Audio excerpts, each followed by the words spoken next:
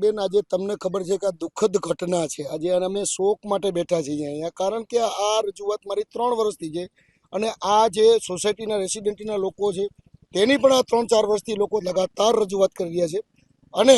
આ રસ્તો સ્પીડવેલથી કણકોટ જતો મેઇન રોડ છે અહીંયા એન્જિનિયરિંગ કોલેજ ગવર્મેન્ટ કોલેજ અને લાવુભાઈ ત્રિવેદી કોલેજ કણકોટ ગામ અનેક રેસિડેન્ટી અનેક હોટલો આવેલી છે છતાંય આજે સરકાર અને તંત્રનું ધ્યાન આની પર નથી પડતું અને આજે જે આ કાર્યક્રમ બેન જે ધરણા જે છે તે શોકના ધરણા છે કારણ કે આજે આ સામાજિક કાર્યક્રમ છે આની અંદર કોઈ આ પાર્ટીનો કાર્યક્રમ નથી ભારતીય જનતા પાર્ટીનો નથી કોંગ્રેસનો કાર્યક્રમ નથી આપનો નથી બસપાનો જે કાંઈ હોય કોઈ પણ પાર્ટી આ કોઈનો કાર્યક્રમ નથી અને હું આજે પણ એક આમ નાગરિક તરીકે અને જાગૃત નાગરિક તરીકે આજે અનશન ઉપર ધરણા ઉપર બેઠો કારણ કે દુઃખદ બેન ઘટના છે આજે તમે જોઈ શકો છો આજે આની અંદર હજારો લોકોની અવર જવર છે હજારો વાહન જવર છે હોવા છતાંય આજે તંત્ર આમાં નિર્ભર થઈને અને જવાબ નથી આપતું આજે મહાનગરપાલિકાના કમિશનર સાહેબનો હજી સુધી કોઈ પણ એક પણ અને આ રસ્તા વિશે વાત એને નથી કરી આજે 10 દિવસ વીતી ગયા છે મેં તારીખ 2/7 રોજ આવેદનપત્ર આપ્યું હતું અને કીધું હતું કે અમે 10 દિવસ પછી અનશન ઉપર બેસવાના છીએ હોવા છતાંય આ નિર્ભર તંત્ર થઈ ગયું છે રાજકોટનું અને ખાસ કરીને તો મુખ્યમંત્રીશ્રીને અને વડાપ્રધાનશ્રીને મારી વિનંતી છે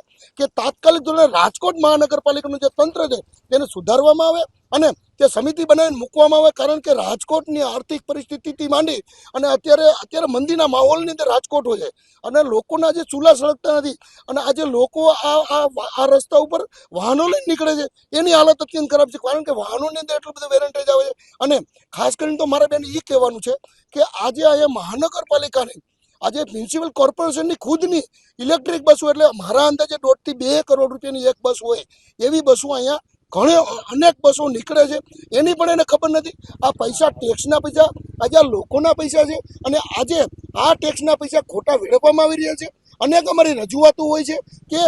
1 થી 1.5 લાખ રૂપિયા બિચારાને કેન્સર થયું હોય અને વેરો ન ભર્યો હોય એવા મકાનો આ રાજકોટની મહાનગરપાલિકાએ સીલ મારેલા છે કારણ કે એવા લોકો પાસે બિચારો પૈસા નથી હોતા અમારા જેવા સામાજિક લોકો પાસે એ લોકો આવે છે અમે રજૂઆત લઈને જઈએ છીએ અને એમાંથી 50 રૂપિયા પણ ડિસ્કાઉન્ટ આપવામાં નથી આવતું અને એ ટેક્સના પૈસા આજે આ વેડફી રહ્યા છે તે દુઃખદ ઘટના છે આજે રાજકોટ માટે ખૂબ જ દુઃખદ ઘટના છે બેન આ ભાજપનો કાર્યક્રમ જ નથી અને ભાજપને પણ અમે રજૂઆત આ કરેલી છે અને ભાજપને પણ ખબર છે પણ આ રસ્તા માટે એટલે આ રસ્તાનું નામ મેં આપેલું છે રસ્તાનું રાજકારણ અને કોંગ્રેસ અને ભાજપના નેતાઓ આની અંદર રાજકારણ કરી રહ્યા છે તેના કારણે આ રોડ રદ થતો અને એના કારણે આજે નાના લોકો એની હાલત ખરાબ છે એના માટે